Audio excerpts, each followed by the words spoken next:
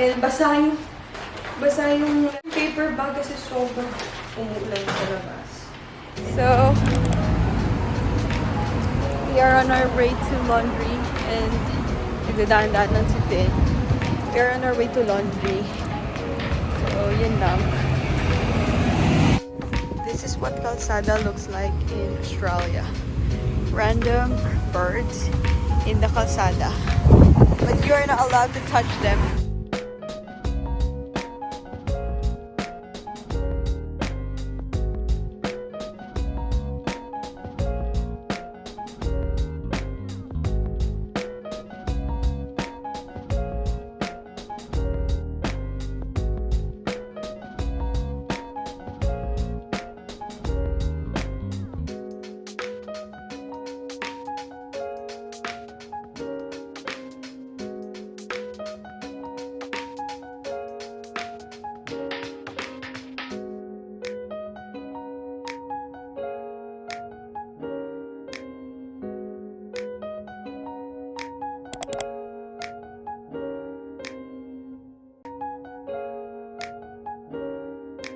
Yeah, I have a lot of things to finish pa.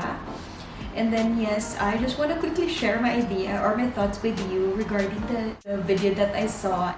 Sabi na nakapunta ka na ng ibang bansa, nakalimutan mo na yung like Tagalog or dialect ninyo, something like that. Wala naman naghihingi ng opinion ko, pero opinionated tayo, kaya share yung opinion ko sa inyo. Okay, personally, in my own opinion is hindi mo talaga makakalimutan kung anong dialect mo. Especially if nung pumunta ka sa ibang bansa is like may isip ka na. Does that make sense? Like, okay, you're adult na. Let's say just adult. But if pumunta ka ng ibang bansa na like kid ka, na bata ka, understandable because you need to like go to school. For those people who pumunta dito na medyo may isip na, well, of course, hindi namin nakakalimutan yung dialect natin or yung Tagalog. Of course, it's always there. It's just that, yung pupunta sa ibang bansa, kahit na may English subject tayo sa school, you know what? Iba ang English pag ginagamit mo siya in a regular basis sa araw-araw mo na buhay. Lahat ng ginagawa mo, you need to speak English. Wala kang choice in other words. It's so hard. Most especially if, like, sa akin, naka-dialect ako, hindi even Tagalog. Nahihirapan ako mag-Tagalog. It's just that nasanay na lang ako mag-Tagalog kasi may housemate kami before na Tagalog, so we need to communicate to him. But other than that, bulolo ko mag-Tagalog, I sound not genuine when I speak Tagalog. Kasi you know what? Like, real talk, it's really hard. It's really hard to blend in. Not sure if it's just me, but I'm really struggling at the beginning, most especially here in Australia. We don't speak American English, we speak Australian English. So it's hard for me to adjust. I can't even pronounce the words correctly. Like personally, kasi slow learner ako, it took me about a year before I get used to speaking English. Pero nung una, like, oh my gosh, so awkward. Kasi nako-conscious ako, kasi feeling ko hindi ako magaling mag-English and bobo talaga ako sa English, most especially sa grammar. Pero, yes, alam mo yun, nakaka-conscious na mag-deliver ng words kasi hindi mo siya first language. And it's so hard to overcome that. And I believe na yung mga tao, kahit kinakausap sila ng Tagalog and then they're answering back English, because they get used to it, and it took them a long time before they mastered that. Because you know what, this happens to me. So, kung magta-transition ka ng language or ng dialect, is your body's reaction or your mind's automatic reaction will be, it will convert the things you wanna say. So, if gusto ko sabihin na saan ka pupunta, you will convert it to your brain saying saan ka pupunta, how can I say that in English? So it will be converted. What more if you're speaking a dialect, convert it to Tagalog and then convert it to English. That's how hard my life is before. I saw a video that says, do not convert it. Answer it directly. Do not think about converting anything kasi it will help you. Of course, as a starter here in Australia, of course, hindi ko alam yun at that time. So I need to convert everything, and I can't even speak directly to the people around me. Can't even talk to my colleagues. And the funny part is, I work in a hotel, in the reception of the hotel, and I need to talk to people. Imagine the challenges of my life here. Think about when you convert your dialect to Tagalog to English when you start here. Think about reversing it when you are back in the Philippines. Imagine from English, now you need to reverse it. So from English to Tagalog to your dialect again.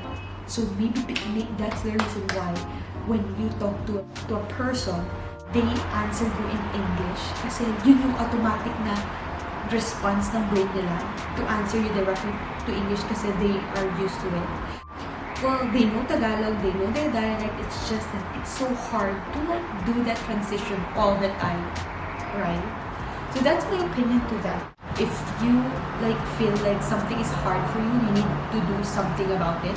Like ako, nung dumating ako dito, I know how to speak English, but they say kamatis English. That's my English. I'm not particular with grammar because I'm bobo with grammar, I'm bobo with English. I don't know what happened to me. I know we have English class, but hindi ako magaling doon.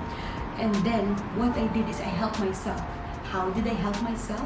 I watched movies without subtitle. I don't depend on subtitle. I really want to hear and understand what people say. Kasi before, that's the struggle as well. Be prepared, guys. You need to be prepared. Because when I first moved here, it's not just how I deliver. It's when people talk to you. Because I feel like hindi ko sila naiintindihan. Like when someone talk to me, hindi ko alam. Hindi, like, they are talking to me like straight Australian accent, right? And hindi ko alam kung bingi ba ako or whatsoever, but I can't understand a word that they are saying. Yeah, good to have you down here. Have fun with phone, everything all right? Bit of a day for it, a couple of days long in the morning. Never went astray, mate. Help yourself to the fridge, eh? Showing your hand. He's a good lad. He's a good hard worker. Works well with him. Not such a big leg hand like you, though. As in, I need them to repeat like 3 to 5 times just to understand what are they trying to say. Even 5 times, I still can't understand them. What I do is just get the keywords and then repeat to them. How can I explain this? Like, kung sinasabi nila yung word with their accent, is hindi ko siya naiintindihan. I need to ask again the question that they ask just to understand them. Imagine the struggle. Well, I'm not sure. Maybe for other people who listen to their teacher back in school, yes. But for me, who is like normal citizen of the Philippines, I'm not smart, so hard for me. But I believe that you need to help yourself, you need to do something about it, and you need to overcome. But I'm not scaring you at all. I just want you to be prepared as well.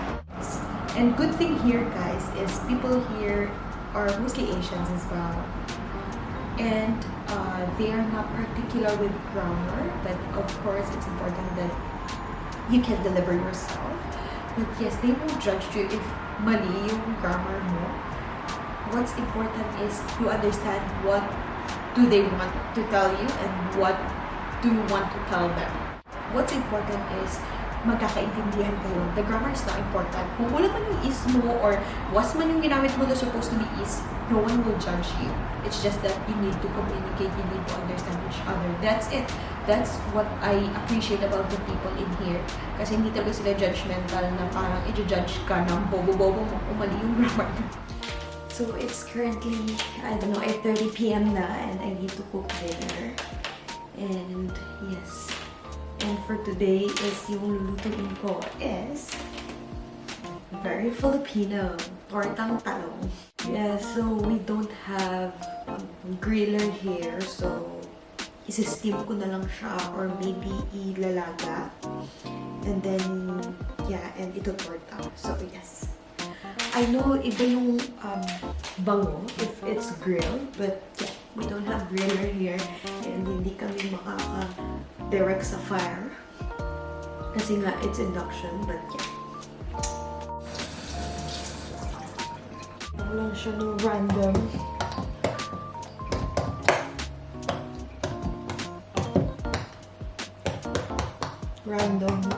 So I decided to steam it na lang, pero improvised lang siya. So, ayan na yung tortang talong. And soft na yan. And pinapa-warm up ko lang. And then babalatan ko na siya. And magtutorta na tayo.